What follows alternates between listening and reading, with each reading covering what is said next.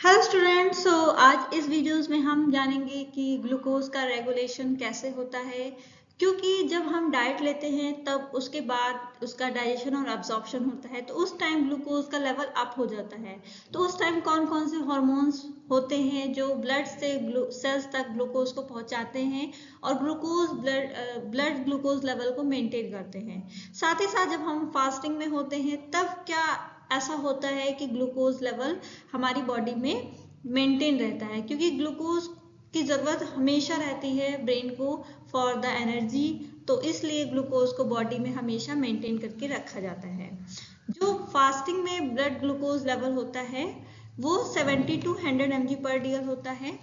And जब कभी भी इस ब्लड ग्लूकोज लेवल का जो लेवल है वो नॉर्मल लेवल से इंक्रीज हो जाता है, मतलब कि 70 to 100 mg/dl से इंक्रीज कर जाता है, तो उस कंडीशन को हाइपरग्लाइसीमिया कहते हैं। देन जब इसी नॉर्मल कंडीशन लाइक 70 से जैसे ही 50 या 40 होगा तो इस कंडीशन को हाइपोग्लाइसीमिया कहते हैं। एंड हाइपरग्लाइसीमिक कंडीशन में जब ग्लूकोज यूरिन के थ्रू एक्सक्रीट होने लगता है तो उस कंडीशन को ग्लाइकोसूरिया कहते हैं। बॉडी में ग्लूकोज कैसे पहुंचता है या उसके कितने सोर्सेस हैं कि ग्लूकोज बॉडी में आता है, वो कई टाइप्स के होते हैं। सोर्सेस हैं कि लाइक अगर हम डाइट में कार्बोहाइड्रेट ले रहे हैं, जैसे राइस हो गया, वीट हो गया, ये सब रिच सोर्स ऑफ कार्बोहाइड्रेट है, अगर हम इनको खाते हैं और मिल्क पीते हैं तो ये सोर्सेस हैं कार्बोहाइड्रेट के, जिससे बॉडी में ग्लूकोज मिलता है। देन ग्लाइकोजन हमारी बॉडी में लीवर में मसल्स में ग्लाइकोजन के फॉर्म में कार्बोहाइड्रेट या ग्लूकोज स्टोर रहता है। Then non carbohydrate sources like protein and fat से भी हमारी बॉडी ग्लूकोज को फॉर्म करती है। देन गैलेक्टोज मेटाबॉलिज्म जो कि लीवर में होता है उससे भी ग्लूकोज फॉर्म होता है। एंड देन फ्रक्टोज से भी ग्लूकोज फॉर्म होता है।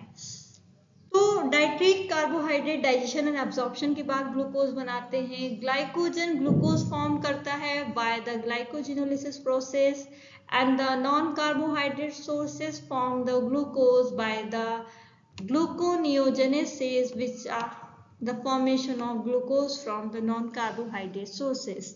And then galactose catabolism and the fructose metabolism से ग्लूकोज का फॉर्मेशन होता है, जिससे कई तरीके के प्रोडक्ट्स बनते हैं like pyruvate, glycogen, fat, pentoses and then some amino sugars, glycoproteins and the glycolipids.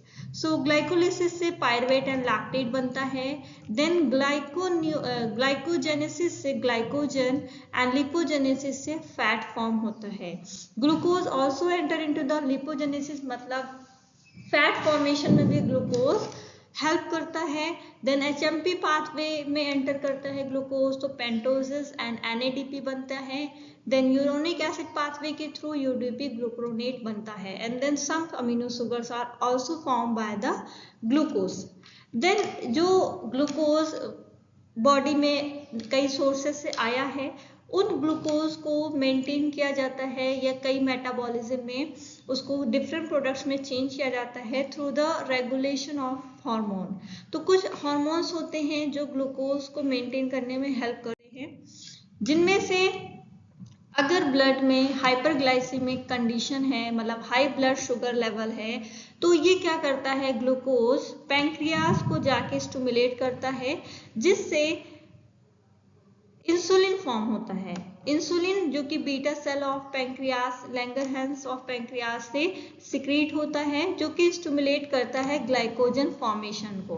Glycogen formation मतलब ग्लूकोज से ग्लाइकोजन का फॉर्मेशन होता है और वो लीवर में जाकर स्टोर होके ग्लाइकोजन को बनाता है। वहीं पर इस तरह से क्या होता है कि जितना भी ग्लूकोज लेवल अप था ब्लड में वो लो हो जाता है और मेंटेन हो जाता है एट द नॉर्मल रेंज।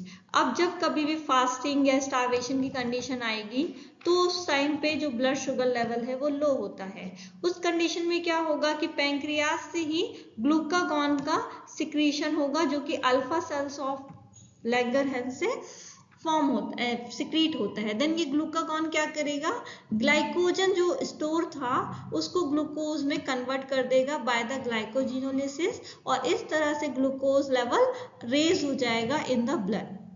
इस तरह से कई हार्मोन्स और होते हैं जो कि ग्लूकोज लेवल को रेगुलेट करते हैं इन द बॉडी। सो जो पहला हार्मोन है वो इंसुलिन है। तो इंसुलिन क्या करता है, जब भी ब्लड शुगर लेवल हाई रहता है तो उसको लो लेवल करता है और उसको मेंटेन करने में हेल्प करता है। तो क्या होता है कि जब भी ग्लूकोज लेवल हाई होता है तो बीटा सेल ऑफ पैंक्रियास में ग्लूकोज एंटर करेगा, glycolysis TCA cycle oxidative phosphorylation करके एटीपी बनाएगा। और जब एटीपी फॉर्म होता है, जब ज़्यादा एटीपी फॉर्म होती है तो ये क्या करता है, जो पोटेशियम चैनल होता है बीटा सेल में उसको इनहिबिट कर देता है। अब पोटेशियम बाहर जा नहीं पाता तो ये क्या करता है, कुछ चेंजेस एक्शन पोटेंशियल में जो जनरेट हो रहा होता है उसमें कुछ चेंजेस हो जाते हैं, जिससे कैल्शियम, जब पोटेशियम बाहर नहीं जा पाता तो कैल्शियम चैनल ओपन हो जाता है, जिससे कैल्शियम सेल के अंदर एंटर करता है और ये क्या करता है, एंडोसाइटोसिस करवाता है, एक्सोसाइटोसिस कराता है इन वेसिकल्स का, जिसमें इंसुलिन पहले से स्टोर रहता है। और इस तरह से जाकर इंसुलिन के जो वेसिकल्स है वो प्लाज्मा मेम्ब्रेन से फ्यूज होकर सिक्रीट हो जाते हैं। तो fusion and exocytosis of the insulin. अब इंसुलिन सिक्रीट होगा और ब्लड शुगर लेवल को सेल्स में अब्सॉर्ब कराएगा and then blood sugar level जो कि हाई था उसको लो करने में हेल्प करेगा। इंसुलिन एक हाइपोग्लाइसेमिक हार्मोन होता है जो कि ग्लूकोज लेवल को कम करता है in the blood hyperglycaemic condition में।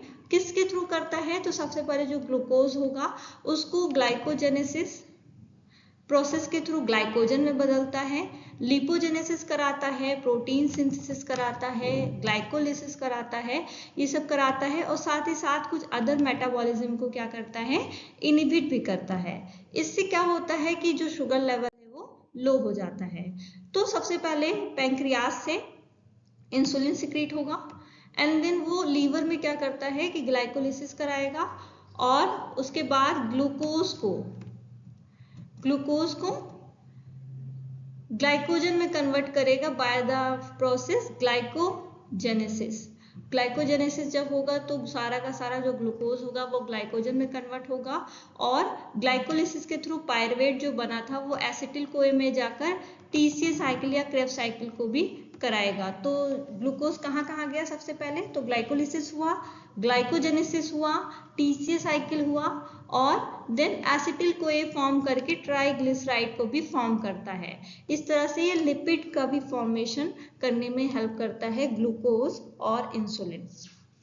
देन अगर एडिपोज टिश्यू की बात करें तो अब ये ट्राइग्लिसराइड लीवर से एडिपोज टिश्यू में जाकर ट्रांसपोर्ट हो जाता है और वहां पे स्टोर हो जाता है।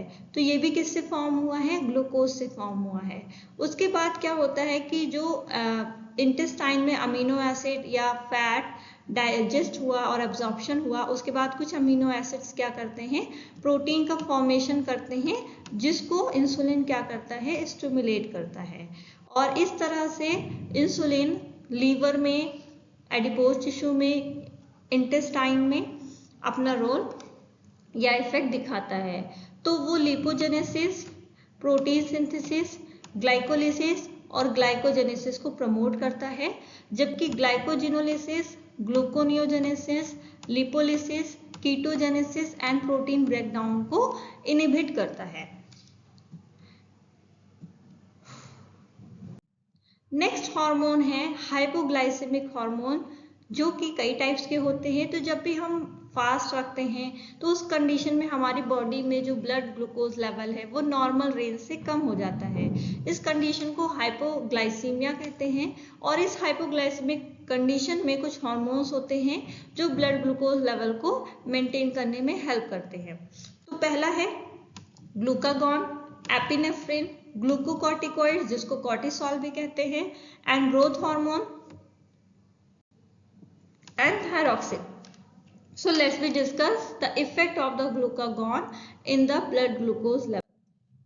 So जब भी लो ब्लड ग्लूकोज होता है तो जो हाइपोथैलेमिक रेगुलेटरी सेंटर होता है इन द ब्रेन, वो रिलीज करता है through the pituitary ACTH, adrenocorticotropin hormone, जो कि एड्रिनल के कॉर्टेक्स को जाके स्टिमुलेट करता है और वहां से दो हार्मोन निकलते हैं, कॉर्टिसोल जिसको ग्लूकोकॉर्टिकॉइड्स कहते हैं and the epinephrine, and then also autonomic nervous system को स्टिमुलेट करता है जिससे नॉरएपिनेफ्रिन फॉर्म होता है, and also low blood glucose stimulate the alpha cells of the pancreas which release the glucagon. It is a major hypoglycemic hormone which regulate the blood glucose level in the fasting. So let's we discuss the effect of the glucagon on the blood glucose level. So glucose level को maintain करता है glucagon. तो सबसे पहले तो glucagon release होता है alpha cells of the pancreas. Then liver में क्या करेगा, जो ग्लाइकोजन पहले से स्टोर था ग्लूकागॉन, सबसे पहले जो ग्लाइकोजन पहले से ही स्टोर था लीवर या मसल में, उसको चेंज करेगा ग्लूकोज में, क्योंकि ब्लड ग्लूकोज लेवल लो है तो उसको हाई करने के लिए ग्लूकोज बनाना पड़ेगा बॉडी में। तो वो सबसे पहले बनता है ग्लाइकोजन से और इसको स्टिमुलेट करता है ग्लूकागॉन। और कौन सा एंजाइम होता है, ग्लाइकोजन फॉस्फोराइलेज एंजाइम, उसको एक्टिवेट करेगा, देन ग्लूकोज फॉर्म होगा। उसके अलावा सेकेंड, पहला तो ग्लाइकोजिनोलिसिस होगा by the process glycogenolysis and the activation of the enzyme glycogen phosphorylase, उसके थ्रू ग्लूकोज फॉर्म होगा। उसके अलावा ग्लूकोनियोजेनेसिस एक प्रोसेस है जिसमें क्या होता है कि जो अमीनो एसिड्स, ग्लिसरॉल और फैटी एसिड, ये तीनों मिलकर क्या करेंगे, ग्लूकोनियोजेनेसिस में एंटर करेंगे और वो क्या फॉर्म करेंगे, ग्लूकोज को फॉर्म करेंगे। ग्लूकोज फॉर्म हो गया तो यहाँ पे दो तरीके से ग्लूकोज फॉर्म हुआ। सबसे पहले तो ग्लूकागॉन ने ग्लाइकोजन का ब्रेकडाउन करवाया, ग्लाइकोजिनोलिसिस करवाया जिससे ग्लूकोज फॉर्म हुआ, और सेकेंड ग्लूकागॉन ने ग्लूकोनियोजेनेसिस करवाया जिससे ग्लूकोज फॉर्म हुआ। उसके बाद एडिपोज टिश्यू में जो ट्राइग्लिसराइड पहले से ही एडिपोज टिश्यू में स्टोर था, उसको भी ग्लूकागॉन क्या करता है, लिपोलिप्सिस कराता है जिससे triglyceride free fatty acid and glycerol में ब्रेकडाउन हो जाता है। अब ये free fatty acid and glycerol blood के थ्रू क्या करेगा, क्या कहते हैं, फैटी एसिड को फॉर्म करेगा जो कि स्केलेटल मसल में जाकर एटीपी को जनरेट करेगा, बीटा ऑक्सीडेशन कर सकता है, एंड देन जो क्या कहते हैं, स्केलेटल मसल्स में ग्लाइकोजन था या अमीनो एसिड था, वो सब ब्लड वेसल्स में एंटर करेंगे और ग्लूकोनियोजेनेसिस एंड ग्लाइकोजिनोलिसिस में पार्टिसिपेट करेंगे। ट्राइग्लिसराइड एडिपोज टिश्यू से ब्रेक डाउन हो जाएगा और जाके मसल को एनर्जी देगा जब भी ब्लड ग्लूकोज लेवल लो होगा। उसके अलावा जो ग्लूकोज फॉर्म हुआ है from the glycogenolysis and the gluconeogenesis, वो ग्लूकोज ब्रेन को एनर्जी प्रोवाइड कराएगा एंड हार्ट मसल्स को भी एनर्जी देगा। तो इस तरह से glucagon glycogenolysis, gluconeogenesis and lipolysis को स्टिमुलेट करता है। और जो अदर हाइपोग्लाइसेमिक हार्मोन थे like thyroxine, epinephrine, growth hormone, वो भी क्या करते हैं, एज अ ग्लूकागॉन की ही तरह इफेक्ट करते हैं। वो ग्लाइकोजिनोलिसिस को इनहांस करेंगे और लिपोलिसिस को भी क्या करते हैं, स्टिमुलेट करते हैं, ताकि ज्यादा से ज्यादा ब्लड ग्लूकोज लेवल मेंटेन हो सके ड्यूरिंग फास्टिंग स्टेट। तो इस तरह से नॉर्मल जब लेवल हाई रहता है ब्लड ग्लूकोज लेवल, तो उस टाइम इंसुलिन क्या करता है, पैंक्रियास की बीटा सेल से सिक्रीट होगा और ग्लाइकोलिसिस, ग्लाइकोजेनेसिस और लिपोजेनेसिस को करवाएगा। उसके अलावा जब भी फास्टिंग स्टेट रहती है तो glucagon glycogenolysis, gluconeogenesis and lipolysis की मदद से ब्लड ग्लूकोज लेवल को मेंटेन रखते हैं। थैंक यू दोस्तों। If you like my videos, please like, comment and subscribe my channel and also share with your friends.